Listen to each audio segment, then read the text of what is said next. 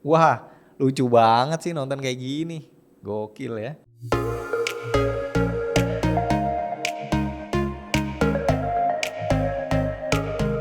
Bismillah, alhamdulillah kita ketemu lagi bareng gua Romi. Ini salah satu brand yang gua udah gak inget ya kapan terakhir kali gua nyobain smartphone ya, karena saking lamanya gua di Droid Lime nih nggak dikirimin produk terbarunya mereka. Secara ya mereka juga kan memang nggak terlalu gencar rilis produk smartphone di Indonesia.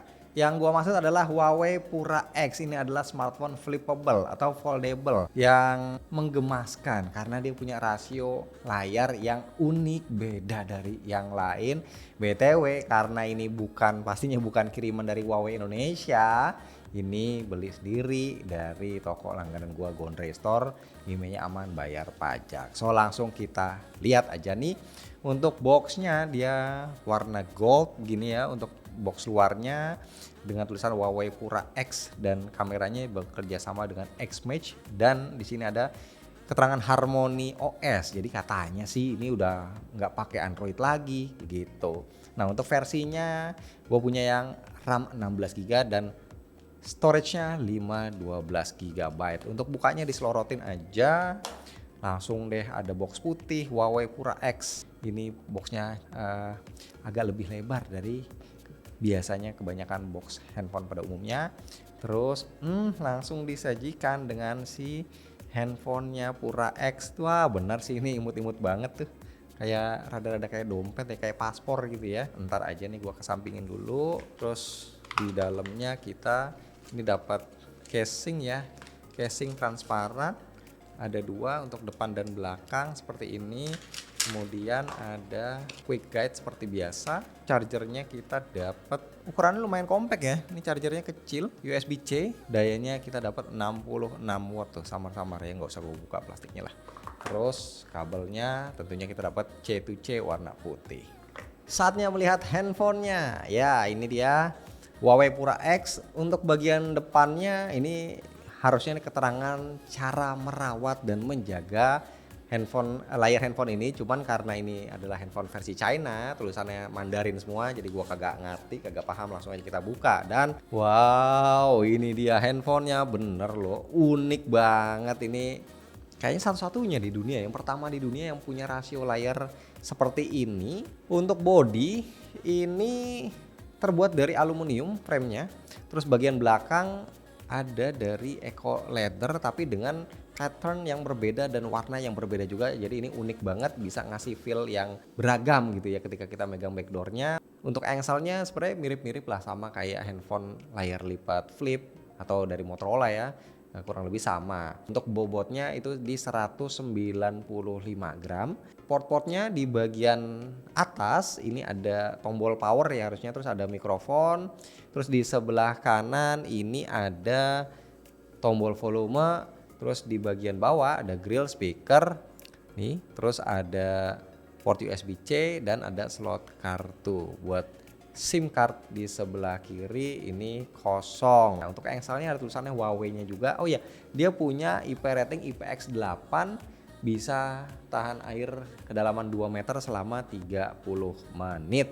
Nah, ini handphonenya udah gua setup tadi. Setupnya nggak memakan waktu lama karena ini katanya kan bukan handphone Android, jadi ya nggak ada yang perlu kita setting yang gimana-gimana banget. Untuk pakai dengan kondisi tertutup seperti ini sebenarnya enak ya, nyaman. Layarnya juga menurut gue cukup luas dan kameranya dia taruh di atas secara horizontal, dijajarin kayak gini ya, beda. Dan ketika kita mau pakai layar dalamnya, kita putar dulu handphonenya, baru kita buka seperti ini. Tuh, ketika kita mau pakai layar luarnya, kita tutup, kita putar lagi. Nah, memang nggak terlalu praktis, tapi ini memberikan experience yang beda ya dari biasanya. Kayaknya sih memang bener ya, dia bukan pakai Google karena software versionnya 501, Harmony OS versionnya 501, kernel versionnya itu pakai Hongmeng ya kernelnya.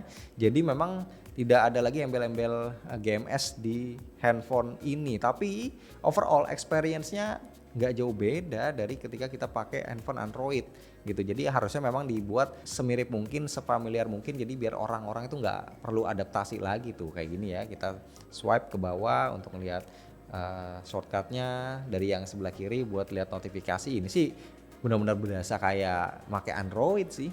Tuh, task manajernya juga sama gitu. Jadi teman-teman misalkan pakai handphone ini tidak perlu banyak adaptasi lagi. Nah, pertanyaannya adalah bisa nggak nih pakai Google? Bawaannya memang tentu aja nggak ada, jangan berharap dah ya.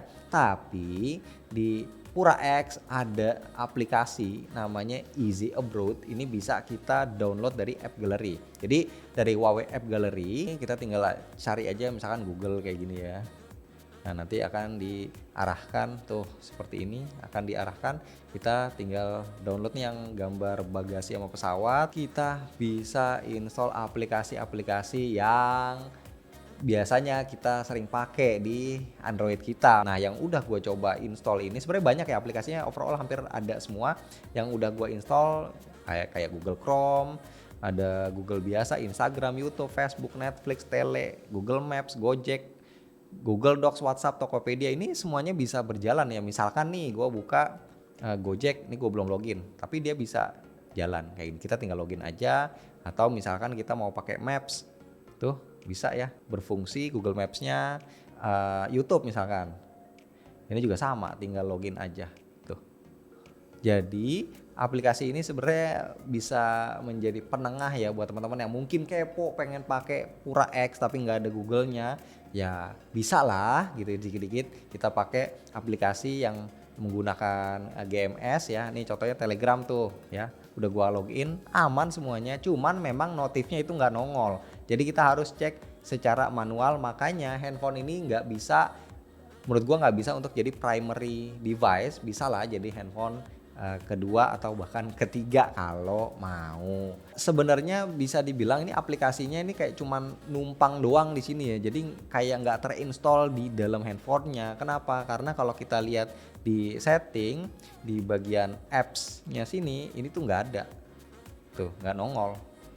Aplikasi yang tadi udah kita bahas tuh ya, Google dan aplikasi chat, Telegram, Facebook kayak gitu, Instagram, itu juga tidak bisa kita buka di depan di sini gitu. Jadi yang bisa berjalan di sini hanya aplikasi-aplikasi yang benar-benar terinstall gitu. Jadi misalkan kayak peta bawaannya si Huawei nih, itu bisa dibuka di sini gitu. Tapi kalau Google Maps karena aplikasi yang cuma numpang doang, jadi nggak bisa dibuka di sini gitu. Terus yang juga perlu diperhatiin adalah dimensi layar depannya. Ini kan tadi gue bilang enak ya, dia dimensinya ternyata 3,5 inci, nggak terlalu gede tapi cukup convenience untuk dipakai chat, untuk pakai ngetik ya. Dia modelnya square ya, kayak persegi gitu, rasionya 980 x 980 pixel, resolusinya, tipenya dia pakai LTPO 2 OLED 120 Hz. Begitu juga dengan layar dalamnya, ini sama LTPO 2 OLED sudah 120 Hz.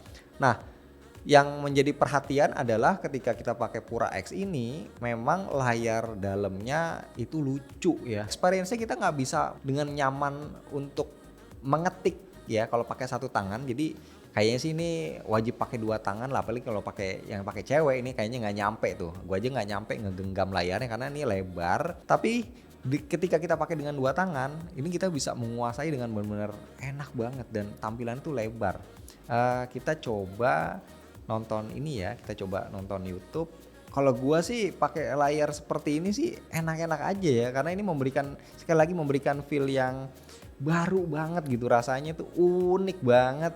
Kita nonton kayak gini enak, kalau kita gedein begini juga enak gitu. Dan otomatis dia masih ada black bar-nya sih sebenarnya, tapi black bar-nya tuh nggak banyak ya, atas bawah tuh cuman nyisa sedikit aja gitu. Dan nonton segini sih menurut gua termasuk lega. Kalau kita gedein tuh, wah lucu banget sih nonton kayak gini, gokil ya, cakep. Terus kalau kita buka sosmed ya misalkan ya, gue coba Instagram. Nah kita scroll seperti ini juga masih enak aja sih gitu. Biasanya kan lebih memanjang ya rasionya gitu, tapi di sini masih oke. Terus kita coba untuk ngetik deh chatting misalkan di Telegram kayak gini, ini juga enak ya. Enak sih, jadi experience-nya tuh nggak bikin kagok, nggak bikin, walaupun ini rasio layarnya beda sendiri, tapi tetap nikmat gitu ya, punya sensasi tersendiri. Dan kalau seandainya handphone ini dijual secara global dan ada Google GMS bawaannya, gue sih mau-mau aja ya untuk pakai karena memang enak. Sekarang terakhir kita coba di Netflix ya. Nah biasa ini kan support HDR layarnya. Nah biasanya kalau handphone China itu dia wideband-nya bukan L1, jadi dia nggak bisa nonton di resolusi Full HD. Kita coba cek dan ya bener aja wideband L3. Playbacknya maksimumnya di SD aja, standard definition, HDR-nya juga nggak nyala. Kita cobain nonton ya. Ya berasa sih ini kayak kelihatan, apalagi kalau gerak-gerak gitu ya, pixelnya itu kelihatan. Jadi memang kurang nikmat. Nah, yang mungkin agak kurang nyaman ya ketika kita pakai layar dalamnya, ini kan orientasinya udah gua buka ya, nggak gua lock. Dan kalau kita posisiin secara landscape, secara horizontal, ini dia UI-nya nggak mau ngikut gitu. Jadi UI-nya memang didesain untuk digunakan secara portrait. Dan ini gue coba misalkan gue jalanin aplikasi Weibo ini ya, gue dari tadi nyari. Ini kan biasanya kalau di Android bisa split screen. Kalau kita tekan gitu ya, ada kontrolnya juga di sini, titik 3 biasanya. Tapi ini nggak bisa gitu. Jadi ya memang nggak support aja kalau kita mau seandainya kita buka aplikasinya dua dari kiri dan kanan secara landscape gitu ya. Tapi kalau misalkan tadi kita udah coba nonton YouTube gitu ya, bisa kalau kita buka aplikasinya. Nah untuk chipset dia pakai Kirin 9020, ini kurang lebih setara Dimensity 8300 atau Snapdragon 8 Gen 2 mungkin ya. RAM-nya 16, storage 512GB, baterainya 4720 mAh. Terakhir kita ke kamera. Nah ini setupnya sebenarnya agak unik ya. Main kameranya dia 50 megapiksel, ada OIS-nya wide ya, terus ada lensa ultra wide 40 megapiksel dan ada lensa tele, dia 3,5 kali optical zoom tapi cuma 8 megapiksel aja ada OIS-nya. Nah menurut gua ini kayaknya agak-agak terbalik ya dari kebiasaan handphone pada umumnya. Ini ultra wide-nya yang lebih gede 40 MP, sementara telenya cuma 8 megapiksel. Terus ada satu lagi nih yang paling kiri, ini kecil banget buletannya ya. Lensanya ini lensa cuma 1,5 megapiksel, katanya nih buat kalibrasi warna ya, color kamera aja gitu. Terus untuk kamera dalamnya, selfie-nya ini 10,7 megapiksel. Kita langsung cobain. Oke, kita bisa pakai lensa ultra wide 1 kali, 2 kali, 3,5 kali optical zoom, 5 kali hybrid zoom, dan bisa ada super makronya ya. Terus maksimumnya bisa sampai 15 kali aja, ya lumayan lah. Terus ada mode portrait, bisa 1 kali zoom, 2 kali zoom, 3,5 kali zoom. Kemudian ada mode night, snapshot, ada video, ada mode pro dan mode more. More-nya ini ada light painting ya, ada mode aperture, ada super makro juga. Kita coba motret di mode yang biasa, super makro ini nyala nih. Wah cepat sih, untuk shutter lag-nya enak dan perbedaan warnanya nggak terlalu jauh ya, nggak terlalu jomplang. Ini masih termasuk oke lah dari ultra wide ke wide dan ke 3,5 optical zoom-nya. Kemudian untuk kamera depannya 10 megapiksel. Ini juga masih bagus ya kelihatannya, nice. Kemudian untuk perekaman videonya nih, kita lihat resolusinya dia bisa sampai dengan 4K di 60 fps. Bisa di ultra wide-nya bisa, di 1 kalinya bisa, di 3,5 kalinya. Tapi ini 3,5 kalinya kayaknya sih bukan yang optical yang dipakai, jadi digital zoom aja tuh, karena nggak berasa beda pindah lensa. Sementara untuk kamera depan dia bisa 4K 60 juga, agak-agak membanggakan sih ya, karena biasanya kalau handphone China itu cuman di Full HD aja atau 4K 30, tapi ini bisa 4K 60 fps.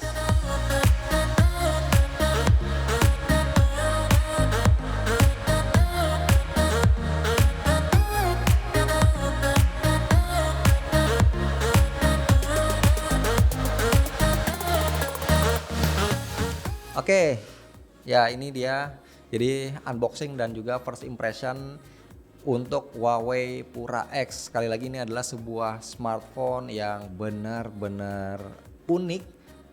Ya gue kasih 2 jempol ya buat Huawei yang berani merilis handphone dengan rasio layar yang unik, beda dari yang lain. Cuman memang sayangnya ya dia tidak Android, tapi masih bisa menjalankan aplikasi-aplikasi yang biasa kita pakai di handphone Android, cuma numpang aja bukan beneran diinstal di handphone ini.